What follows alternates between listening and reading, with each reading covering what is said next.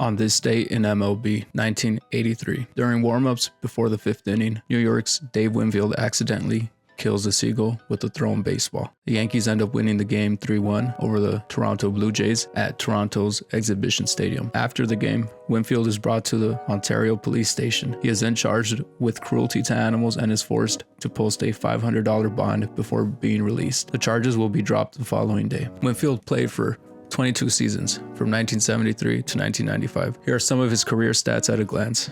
He played in a total of 2,973 games. He picked up 11,003 at-bats. In those at-bats, he collected 3,110 hits, 465 home runs, a .283 batting average, 1,669 runs, 1,833 RBI, 223 stolen bases. All that amounted to an OPS of 827 and an OPS plus of 130.